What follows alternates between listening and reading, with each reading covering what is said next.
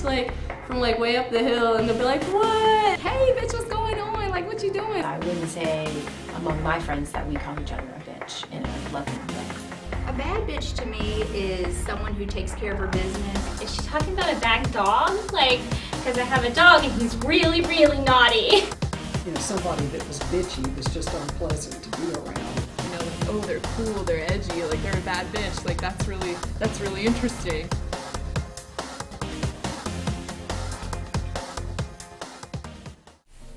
Why do we hate the term bitch?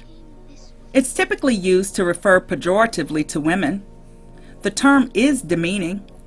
It could mean that a woman is bossy, authoritative, mean. I think that the real reason bitch is so negatively understood is because in traditional contexts, it works to emasculate men. The original meaning of the term as I understand it was female dog. If men didn't use bitch to refer to women, clearly a group that they saw as inferior, we probably would not be having this conversation. Think about it. Traditional conventions of gender suggest that women should be docile, servile, quiet. As long as women act in ways that support these conventions, they're not bitches. But when they begin to step out of their assumed roles, the word is hurled at them like darts and is extremely hurtful. So, can the term take on new meaning? Well, language is powerful and conveys important messages. I think that some women, and I'm thinking specifically of the hip-hop community here, have tried to recast the word bitch to reflect a new sense of liberation, self-actualization, power. But ask yourself, were these women actually turning the traditional understanding of the term on its head? Were they actually reversing the derogatory meaning of the term? Well, that depends on the lyrics that you look at, maybe in some cases.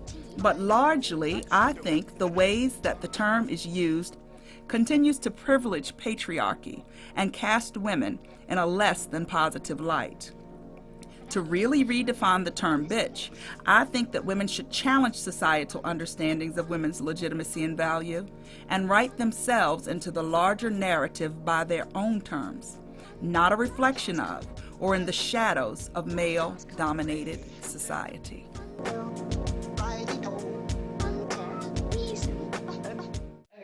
Hi, my name is Brooklyn Hillenbrand and I'm helping with Liza's project. Okay, so I'm a 18-year-old NPC fitness competitor.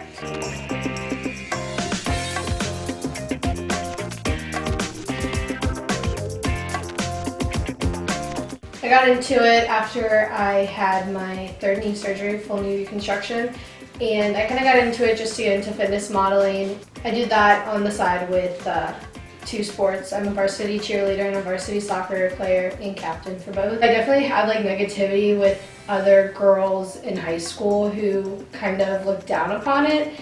That's kind of the only negativity I have, but nobody could say I couldn't do it. The doctor kind of said that it wasn't really a good hobby for me to rehabilitate with, but no, just some negativity. I did have like moments that I was like, I don't really want to do this anymore, like what's the point of it? I want to like go out and have fun, but I still find like a balance. I hang out with like my friends and everything, so I found a balance between it, but I think at a point that was an issue. But as I grew older, I kind of didn't really care about how other people wanted to see me look, and I kind of wanted to just do my own thing. Well, most people think if you just like lift weights on stage, but it's kind of like a beauty competition with like muscle and a lot of spray tan.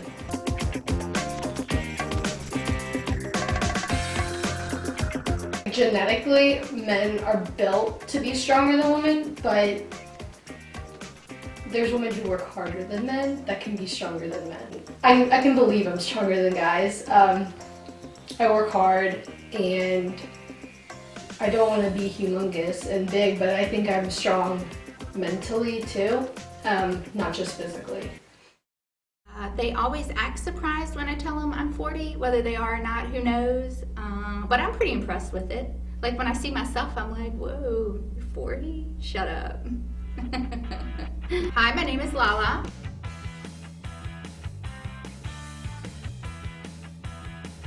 Part of my daily routine is I put in hair extensions. I have 3 sets in now. and I have my fake lashes, and I do my makeup and make all of my earrings and my piercings match. I have been bullied before for a long period of time, several years, as an adult, not even as a child. I think there's a lot of people who wish they could be more outspoken and dress differently and be probably more themselves, but they're too nervous that there will be judgment, so they don't. Happy Mail is a program that I had created that I had thought it would be great to open your mailbox one day and see a letter or a card from someone saying, I hope you have a great day today. I do another program that's for needy children. It's called Cozy Kids, and it dresses children all winter long. And I'm part of a national program called Warm the Children, which is new clothes for them as well. And I do a monthly food drive to help needy families, and we give to 2 different organizations to help feed, clothe, and that sort of thing. I have, I would say, 99.9% positive feedback on social media and in my real life. My name is Kayla Monaghan.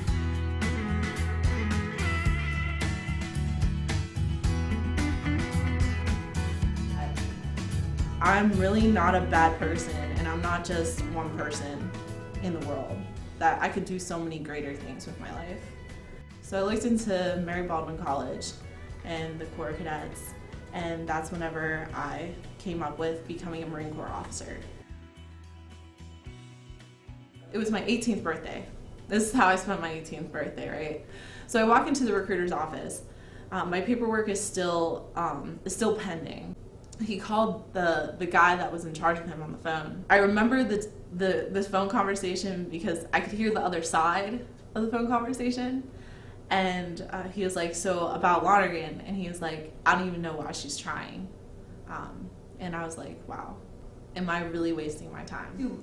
Not too long after that, we were at a pool event. That's whenever they get all the poolies together. It's a test to see if you are able to go to boot camp. And we were running an IST, and I remember running the 1.5 miles.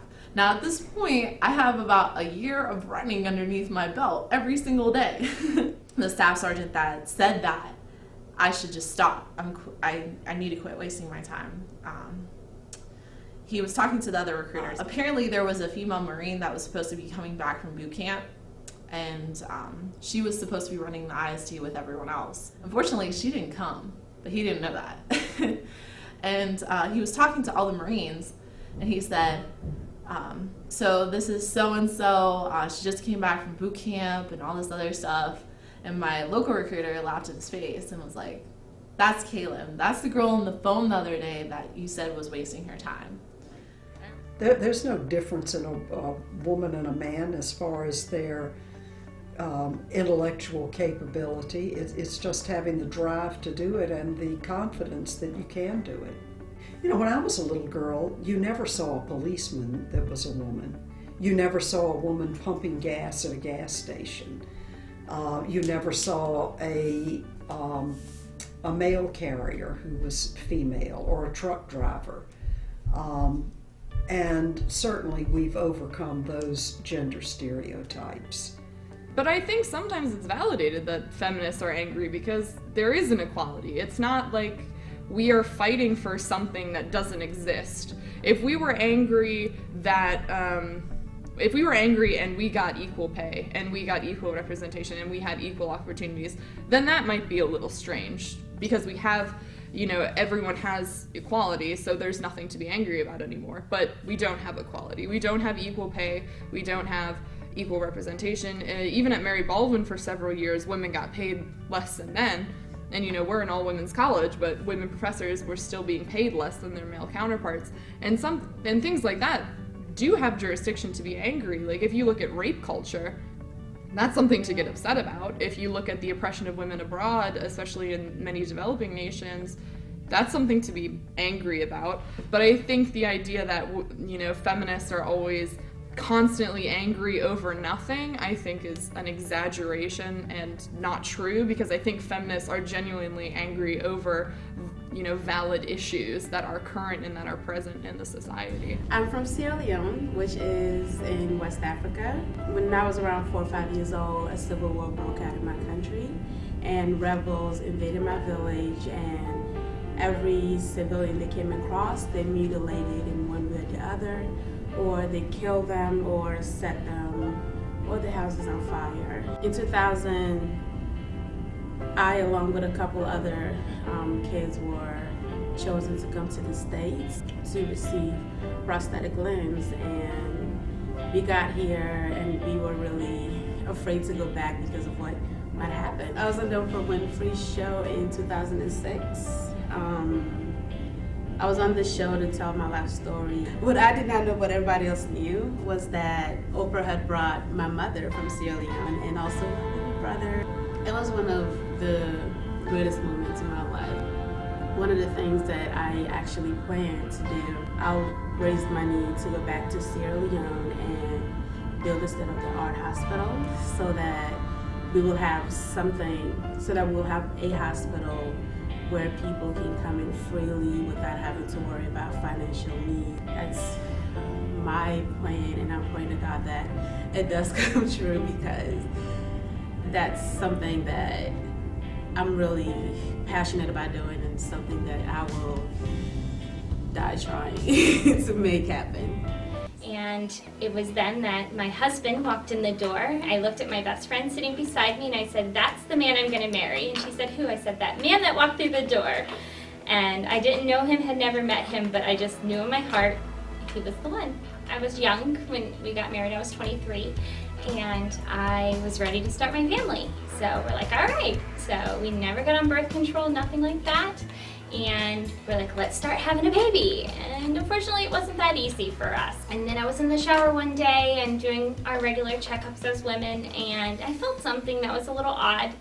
And I just passed it off as nothing. So I go to the doctor, and she's like, "Ooh, this doesn't feel right. Do you feel what I feel?" And I said, "Oh, actually, I felt that a couple weeks ago," and passed it off as nothing. And she's like, "It probably is nothing, but let's go get it checked out." And it came back that 11 out of my 12 cells that they tested came back abnormal, cancerous. So I did a lumpectomy, and they didn't get clear margins, so I did another lumpectomy.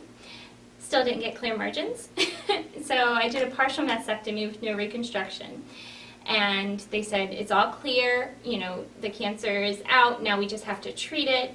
It is a hormonal-based cancer, and so what that told me is that me and my husband will never be able to have children, which is hard for us, but,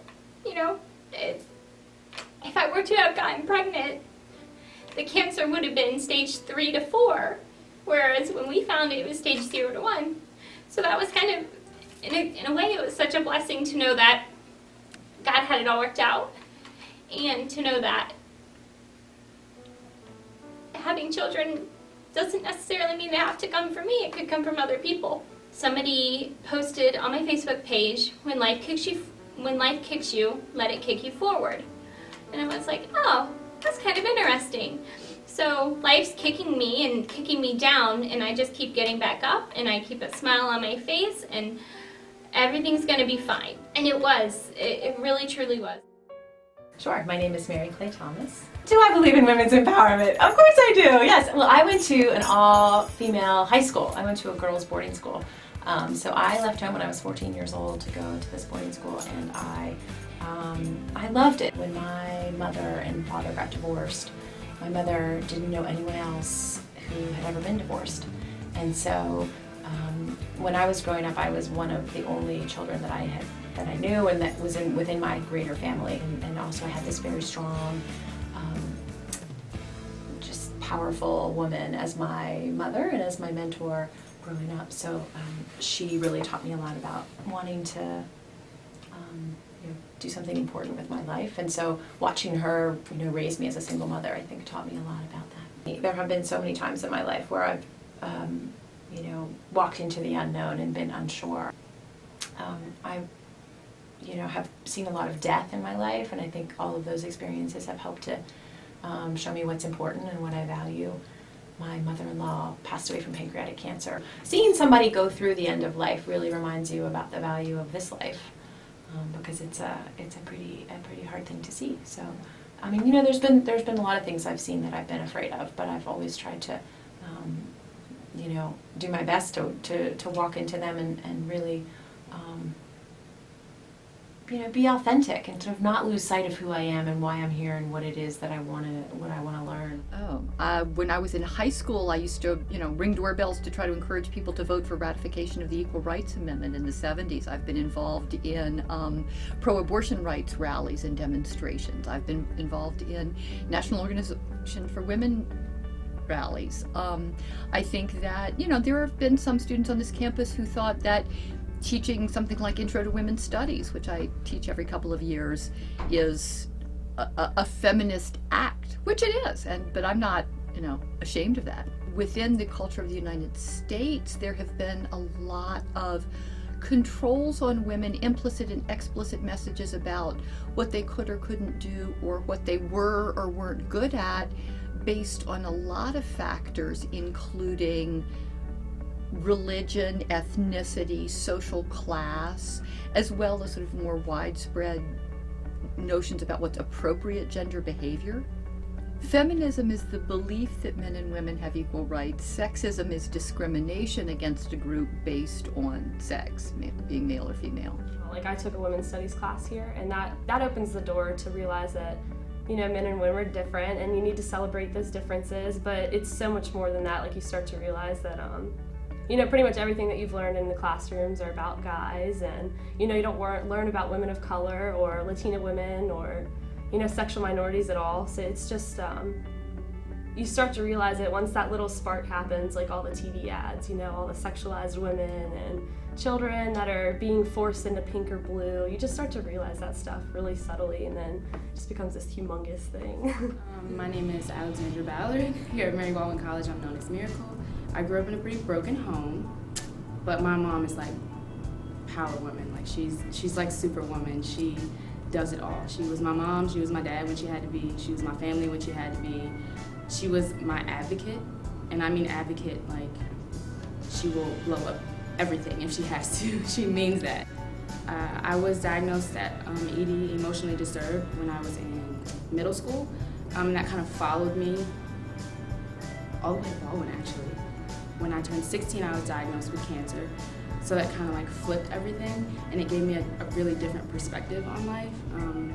Before that, I just thought everyone was here for me, you know? Like, what do you mean I'm a bad child? Like, how could you say that?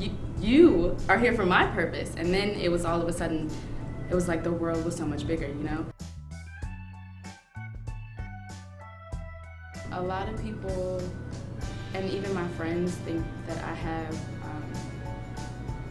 issues when it comes to like relationships, I would say, because I have a very strong personality, and not just like a relationship with a significant other, but work-related or school-related or whatever. I usually come into something and I immediately kind of want to bring in a focus and get things rolling. No, we can't relax. This is due this time, or we need to figure out what's going on here, or even like, are you sure you love me? Because we can chill, like, it doesn't have to be so,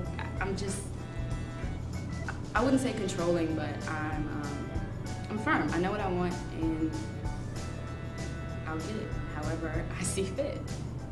Like, holy crap, I'm gonna be so lucky if I survive this. So my name is Elizabeth Bedwell. After freshman year, I joined the National Guard, and it was what I wanted, and it was what I expected. And then that summer I went to training. It was on an obstacle course. I was diving under an obstacle, and I ended up falling and hitting the back of my head, and I ended up blacking out, and I couldn't move. And then a drill sergeant comes up to me, and he was like, "What are you doing, Private?" I was like, sitting down. I broke my neck like a couple obstacles back, so I'm just gonna sit here for a minute. And he was like, "What?" He's like, "What are you talking about?" And I was like, "I broke my neck like a few obstacles back," and I told one of the drill sergeants, and she told me to keep going. And he was like, "Are you serious?" I was like, "Yeah." So I waited a couple hours, and then they had some of these privates who were lower ranking than me start doing my x-rays. And they had me take them standing up, turning sideways, and then they had me laying down. Well, when I went to go lay down, like that that was like the worst pain of my life. Like, I remember falling onto the metal table because they wouldn't let me, like, they wouldn't help me down. So I ended up falling down onto the table. And that really sucked because I was like, wow, you can't help me? Excuse me. A physician assistant came out and he whispered in my ear, he said, you know you broke your neck. I said, yeah, I do. I was like, I've been here 8 hours walking around. I could have died because of you.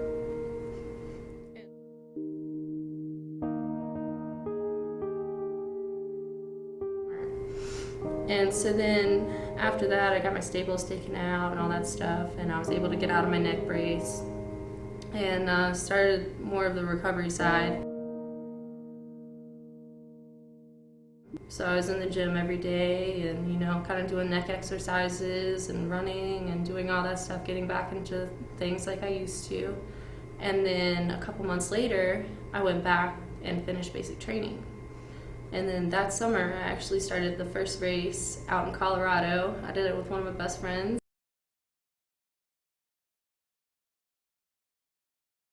It was a 5K obstacle course kind of thing, and I finished in 37 minutes, which isn't bad for like my first one. I was challenged in so many ways. When I first started, I wasn't able to walk very well. I wasn't able to talk very well.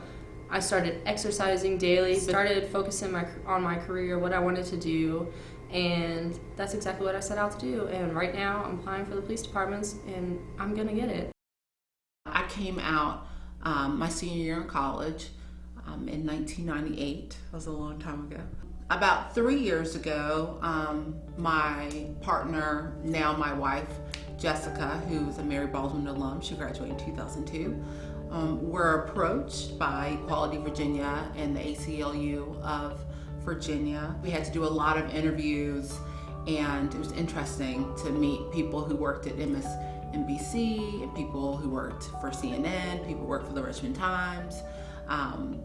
And Jesse and I have been doing advocacy for same-sex couples for years. We have got to learn how to work together as a team. And when I mean a team, I mean not just in our own little subsets within our communities, but in the broader community. It's so powerful to have different perspectives, and you can't have different perspectives if everyone is the same. When you come out of the closet, your whole family comes out of the closet. Oftentimes people say, oh, well, when did you come out of the closet? Or how was it we coming out of the closet? So it wasn't just me coming out, it was my 3 brothers coming out. It was my mom coming out, my dad coming out, all of my aunts and my uncles, my grandparents, my cousins. So when you come out, you know, your whole family has to kind of make a decision whether or not they're gonna share your life. I do my best to make sure that Jabari is well-rounded and is exposed to all different types of people. Jesse and I think, do a good job of that, and will continue to do a good job of it. One of the things that I hope that living openly and honestly in this world, particularly on this campus and in Virginia, I hope that it powers students and other people in Virginia to be out and to be open and honest with who they are. I plan to graduate with an undergrad in biology. Lucky, I want to find the puppy dog. I gotta find the puppy dog. And then I plan on going to graduate school. I found the puppy dog. Hi, my name is Mary.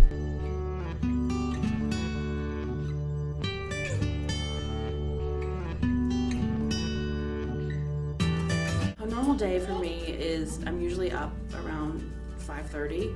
I have to be at work at 7. I work from 7 to 3:30 most days. Some days I have to stay longer. I leave directly from work and go pick Braylon up. I pick her up around 4. We play, have dinner around 6. She usually gets a bath and then in bed by 8:30.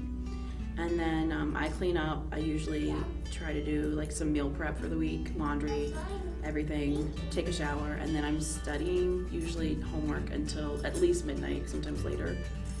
And then I start the same thing over again the next day. What do you want? I have so many keys. What? I think I'm a pretty good mom, you know. I spend a lot of time with her. I do a lot of interactions with her. We go on a lot of trips. I went to the petting zoo yesterday. You know, I mean, she's happy and she's healthy and she's loved, and that's all that matters. There's nothing like a love for a child, and nothing could stop that for her. That first step into even enrolling in classes to go back, that was a difficult step. And so I think focusing on how far I've come versus how far I have left to go is what motivates me. So, what is your reaction when you hear the word bitch? Wow. Ooh, I don't like that word. I love it. Well, other than a female dog, somebody that's just mean. A mean woman. I first think about that saying being in total control of herself. I've been called a cool bitch or a hot bitch. Nothing. Bitch means nothing to me. I think I'm a little desensitized to the word bitch. I say it, my mother says it, my friends say it. Bitch, like, listen to my day. Just yesterday, one of my friends, we were talking about celebrating my 40th birthday, and she said, bitches, we're going to Key West. However, I think oftentimes people use the word bitch to hurt women. When I hear the word bitch, well, that depends. Even if I was just like an acquaintance with them and they called me a bitch, I'd be like, what the heck? I get mad about that. I think bitch is a pejorative term. I think that it's an insult. I think that it's used as a descriptor, not literally to imply a female dog, of course, but that the use of that word is layered with a lot of connotation that has to do with uncurbed behavior, that has to do with notions about animalistic behavior, being identified only for breeding purposes, being domesticated by someone else. I don't receive that phrase towards myself, and I don't say it towards others, usually in a negative connotation. I sometimes call my brother a bitch. I love being called a bitch because it means that, you know, I'm doing something I shouldn't almost. It makes me uneasy because I don't really want to be called a bitch.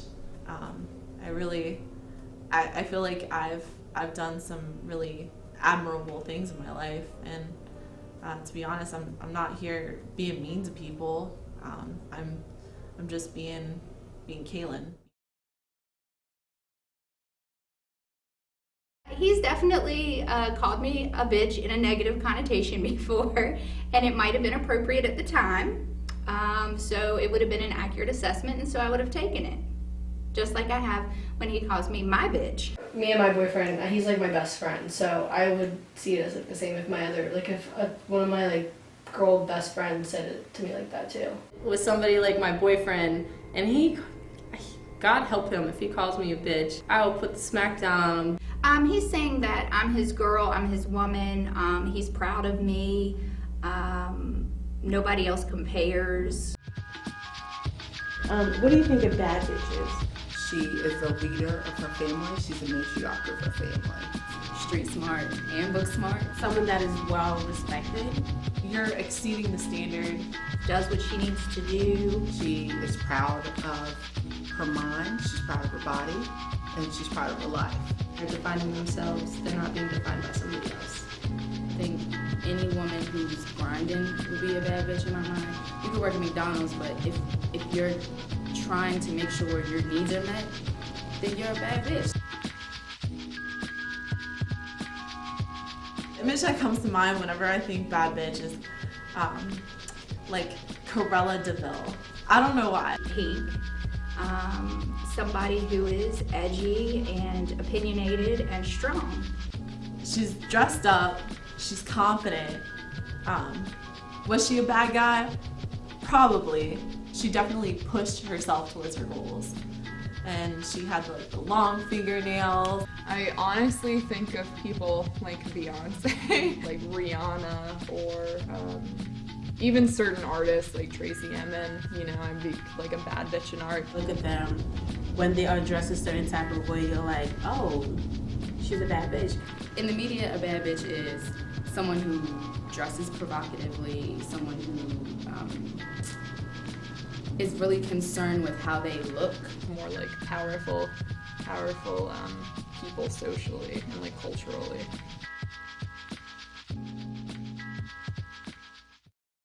bad bitch is defined as a woman who is independent, a woman who is goal-oriented in achieving what she wants. Career comes first, and she does not care about the opinions of small-minded people. There is no consideration to negative criticism, as she is not defined by anything but class and confidence.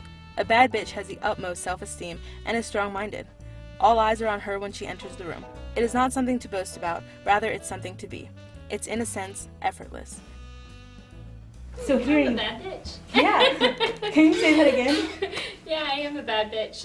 I never thought of calling myself that and it being positive, but I think that I certainly fit that definition. I would definitely say that I'm a bad bitch, and I can't dress this way and act this way every day if I really cared what other people thought of me. I have to be myself. Do I think I'm a bad bitch? I think I'm a bad bitch in training. I think I'm working on it. I believe I am that person. I'm the type of person, I know what I want and I know how to get it. But at the same time, I'm not going to stoop myself. You know, I'm not going to stoop myself low to try to get what it is that I want. I think I'm more towards the definition of it. Just being an empowering woman, to know what I want in life, to constantly push myself into that direction, to remain resilient. I'm definitely a bad bitch, and you know, I'm graduating college. That's one of the biggest life accomplishments of my life right now, and of many people. Whatever curveball's thrown at me, I throw it right back. Cancer, I kicked its butt. A long distance relationship, my husband and I have a healthy relationship. I have several friends that I'm like, oh no, you're not getting away. Like, you're going to be my friend whether you like it or not, because that's just how I am. I know what I want, and what I want, I go for it. I wanted to become an assistant director, and I fought my way through a lot of trials to get to be where I'm at today. I was determined to be out of debt my whole entire life, and I have. I'm definitely a loyal woman, and if somebody gets in my way, they'll find out that I can be a bad bitch.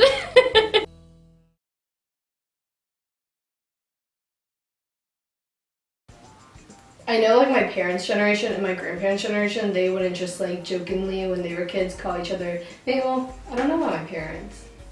Okay, my grandparents, we'd go with my grandparents. Their generation wouldn't be like, just when they were kids, call each other bitches and stuff. And even when I was growing up, my parents would never let me say, like, shut up, bitch, all those kind of words. So I think it's, yeah, I definitely think it's our generation, and, like, with social media and stuff, that's an acceptable word to say. I don't think bad bitch will ever go away. I don't think bitch will ever go away. You hear it on TV shows, you hear it on, you read it on magazines, you hear it on the radio, you hear it in songs all the time. If women are too feminine, then they're not taken seriously. But if they try to be masculine, then they're looked at not being feminine enough. And we talk about how that either way they're burned. And I said, how are women often described in the workplace and in organizations? And students unequivocally always talk about women as bitches. How can I say this nicely? Women are supposed to be, they're supposed to kind of ease into things and make it sweet. No, fuck that, no. Sometimes you just have to say what you need to say right then and make people understand that it's important, or that you're angry, or, you know, or that you're hurt, or convey an emotion in a certain kind of way that you feel like you can't without using a curse word. Is it hard? Yes, because a lot of people's perception becomes reality.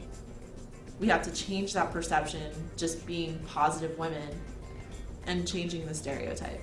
With society changing, we as people need to adapt to it and, you know, find new ways to communicate. And, you know, when we do that, words tend to lose their meaning and fill new meanings. Everything changes. I mean, it's just like taking back the word queer, you know. It used to be an insult, but now it's something that, you know, we take pride in. It's something that you can identify with because it is a threatening concept to a guy. I think being called a bitch is something that you should not be proud of. It's something that you shouldn't be afraid of being called, because it just means you're assertive. It means you're strong. It means you have a backbone, and you're probably a good leader too. There's been a shift because women are taking a word that sure didn't belong to us, but we're taking a word that was meant to be demoralizing and saying, you know what?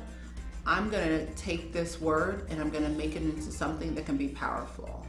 Her bad bitch definition is what I would have considered in my era to be the definition of a good feminist, you know, who's made up her mind to do something and is very focused and driven to do it.